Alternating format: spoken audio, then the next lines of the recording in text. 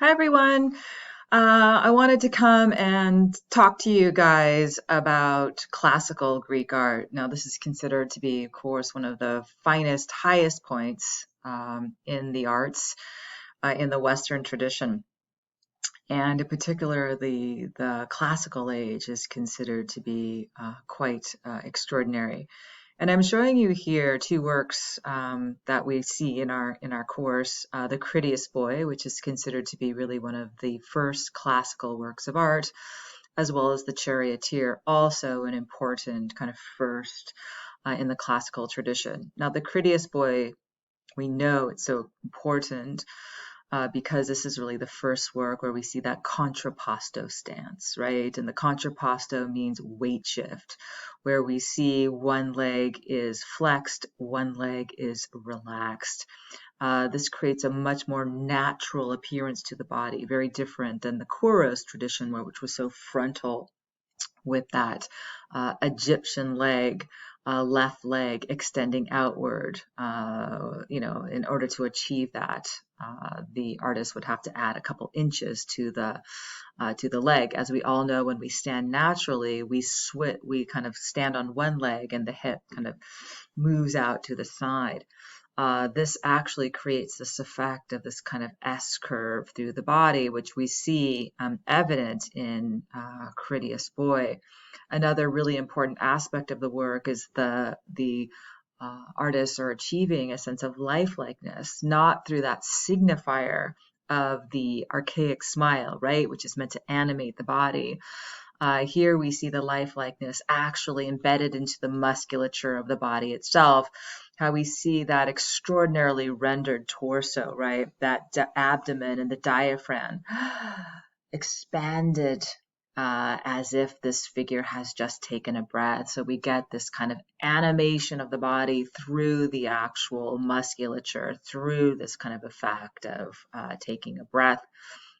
Also, we also see that important kind of turn of the head, right, where we turn slightly at an angle, mitigating that frontality that we associate more with the Egyptian tradition. Now, another great kind of innovation of the classical period was the embrace of bronze.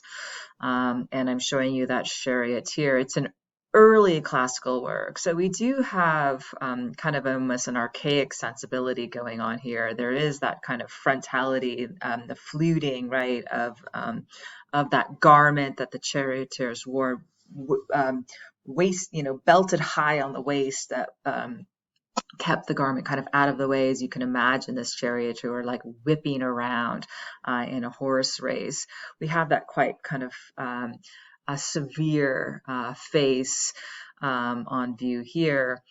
The great kind of innovation is that embrace of the bronze, this life-size bronzing. And hopefully you've seen the little video clips. You get a sense of just how complex this bronze casting is. Every aspect of this is very labor intensive. And involves many, many people to cast one singular object, let alone a life-size object. Now, I want to look at some of the other great bronzes of this period. There is our charioteer. This work is another very important work from the period. It is believed that this figure is either Zeus or Poseidon, and that the figure, this is over 6 feet tall. This is a huge object. It's 6 foot 10 inches.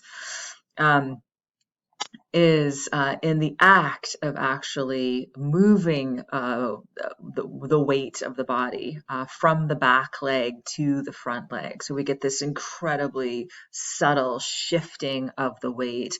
And this is really an incredibly important part of Greek sculpture, is this desire to create movement. And this work does just this. The way this figure, if it's Zeus, he would have a thunderbolt in his hand. If it's Poseidon, it would be Zeus's brother, right? Lord the sea would have a trident in his hand. And as he's kind of moving forward to throw this weapon, right, we see the whole body shifting, the weight coming up off the back foot and landing heavily on the front foot. This is made possible because of the bronze technique. You don't get this kind of subtlety of movement in a marble. Now, just to kind of reiterate, we know most Greek works from Roman marble copies of them. The Romans loved all things Greek, and so they basically filled their ships with these bronze sculptures and sent them back to Rome, where ultimately over time they were copied in marble, and then the bronze was actually melted down and used for other purposes. So we have very few Greek copies or Greek original bronzes. But we do have, like this one, was found in a shipwreck off the Cape of Artemision in Greece. These objects actually are conserved in the salt water, interestingly. While they get barnacles on them, they actually last quite well, as we can see. I want you to see that kind of nuance of the body here. We see in the Greek world, mature men are wearing full beards. That's certainly on display here in this image of a god. Now, perhaps the most celebrated and some of the most famous works from the Greek tradition are the Riachi bronzes. And here I am showing you one of these warriors that are so admired. These photographs don't really do them justice, I'm sorry to say. Here we see a warrior, fully nude, of course, which is a signifier of the kind of extraordinary inner beauty of this person, their kind of super extraordinary status. And what the artist has done here has created a body that appears to be natural, but actually is supernatural. Adjustments have been made to the warrior to make him appear perfect. Adjustments like that his legs and his torso are exactly the same size, the same length, which is hardly the case in a human body.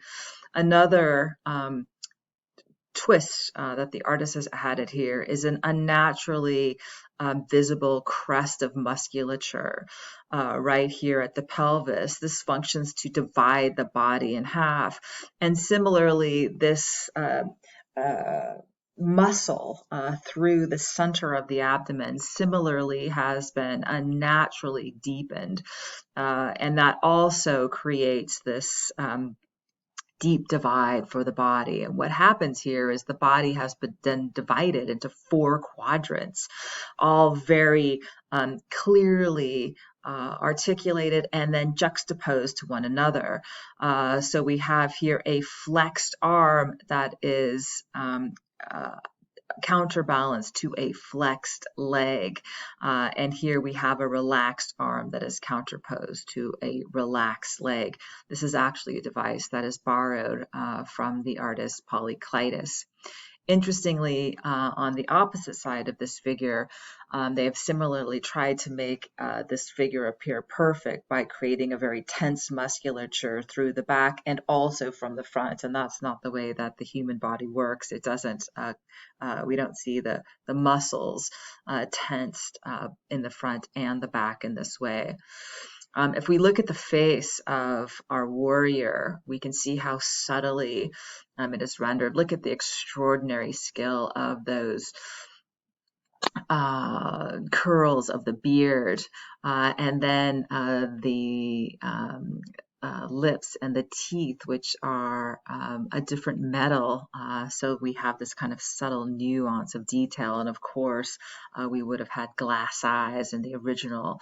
Really gives us a sense of how lifelike this work would have looked. And of course, that is the goal of the ancient Greeks, is to really kind of bring these works to life.